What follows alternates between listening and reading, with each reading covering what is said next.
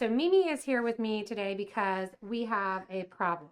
It's been a little difficult at the ski slopes because her jacket zipper pull broke. The zipper is still good, but there's really nothing to pull except this little tiny loop here. When you have gloves on, it's really hard. Yeah. So what are we going to do? So what are we going to do? Fix it. We're going to fix it. So I'm going to show you guys how we are going to fix a broken zipper pull. Whether or not this is on a purse or a jacket or a bag, this should help you and give you an idea how to make that simple repair. So the first thing you want to do is kind of take inventory of the zipper itself. Looking at the zipper here, you can see that I have a little bit of a tab left on it. The thing that I don't love about this tab is it has an opening in the back there that it can come open, and that's likely how she lost the zipper pull out of it the first time. So it's your choice whether or not you want to keep this on or cut this off. I'm going to show you two different methods. So method number one, we're going to use some wire. I have some 22 gauge wire here. You can use 18 if you want it to be a little bit thicker. 22 is the thinnest I would go. So technique number one, let's go with the 18 actually, is we are going to take a wire cutter. And this is great if you have a purse or something like that where you can actually make something beaded out of it. Now, remember, Mimi's wearing this jacket to ski. So I'm actually going to take the metal off after I show you guys how to do this. And we're going to go with some knotting cord and do a fabric pull. So the first thing we're going to do for the metal one is we are going to go in and we are going to make a loop. I have my round nose plier here. I'm going to leave about 1 inch and I'm going to bend the wire back 90 degrees. I'm going to bend the wire over to the top of the round nose pliers and switch from the top jaw to the bottom jaw, taking it back. This is called an eye pin. I have lots of videos showing how to do coiled eye pins and regular eye pins. That eye pin we need big enough to go inside that jacket pull area. If we want to, you can connect also right to here. Since it's metal to metal, it's up to you. So if you're cutting it, if you're going through right through the jacket, then either way, you're going to go in and you're going to go into that loop there and connect.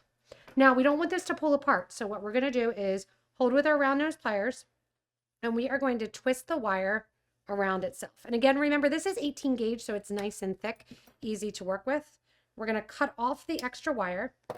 And then so we have something easy to hold on to, I'm going to look for a bigger bead and put it onto the wire. And then we're going to bend the wire a little bit at the end. All right, so I have a random 14 millimeter check glass bead here. And what I'm going to do is just bend the wire up towards the bead. I'm going to wrap it around the bead. I'm going to wrap it around the base of that coiled eye pin. And that's it. You can take the extra wire if you want to, and you can coil it around. You can cut it off. That's an easy way to make a decorative pull. Now it's going to be easy to take on and off. Make sure if you do have that opening around that loop too, go in with your pliers. This is what a pair of groove pliers is actually perfect for. If you don't, regular ones will work. And just go in and make sure that loop is nice and closed. This makes it easier to take that zipper up and down because of its shape and because it is nice and sturdy with the 18, it should stay on. The next way to work with it is actually to do some cord. So this is method number one, just to have that bead on there so you can take it up, down, and you can work with it as you're looking around. Next way to do it is actually to use some cord. I'm going to switch to some cord just so if Mimi falls or something when she's on the ski slope, that doesn't go into her sternum as it's on the coat. Alrighty, time for method number two. Now you'll notice I cut off the loop from that soldered ring that's on the jacket, and I'm going to be attaching to this soldered ring. I have 2 pieces of cord to make a nice thick piece here to grab onto, and I'm going to double that cord over, and the cord pieces are about 2 feet long. And what I'm going to do is make sure that I'm in the middle of the cord here, of both of them. We're going to put those cord ends through our loop. We're going to take all 4 pieces now and go through that loop that we just had the cord in. And now we're going to go in and do some knotting. So I'm going to turn the jacket a tiny bit so you can see how to do this. Again, I have videos on this as well too. But we have this knotting cord, and what we're going to do is put 1 piece off to the side, 2 down the middle, and 1 piece off to the other side. Bring the camera back a little bit so you can see it. We're going to go in and we're going to take the cord that's on the top and we are going to do a macrame knot going over the top of the middle. The left one comes over the top of that left cord. So right cord gets bent over towards the left. Left cord goes over top. Left cord goes underneath those two middle cords and out through the middle of the loop that you just made. And pull that nice and tight up to our clasp. Starting with the other side now, I'm going to do the loop going to the left over top of the middle two cords.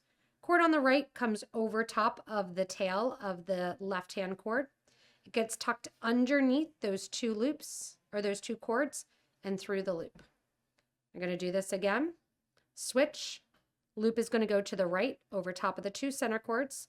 Left cord comes over the top of the tail of that right cord, gets tucked underneath the two center cords and comes out through the middle of that right loop.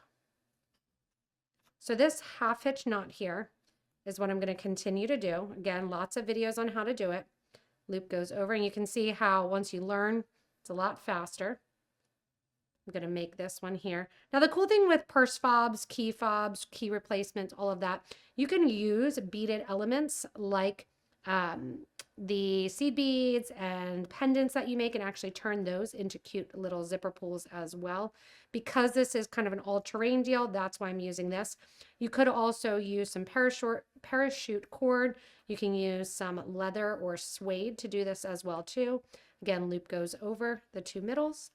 The right cord comes over the tail of that one, gets tucked underneath that tail, underneath the two cords in the middle, and out through the center of that loop. Now I'm going to make it a little bit longer so that way we can tie on pretty easily to it. And then if this wasn't a ski jacket and it was a regular jacket just for decorations, we could add a couple 6/0 seed beads to the end of each cord, make it a little bit fun. Actually, we'll do that anyway. Add some seed beads to the end of each cord. They're tiny. They should be fine. Otherwise, you can make a knot after you have it as long as you need it to be. And you can also, if you want to, tie a loop on the bottom here, an endless ring in any size to make it easier. Sometimes you just need to replace them, not because they're lost, but because of dexterity. After you have it as long as you want it to be, and I'll do just a couple more knots here, I'm going to knot all the cords together. And then after we have all the cords together, and it knotted, plenty long now.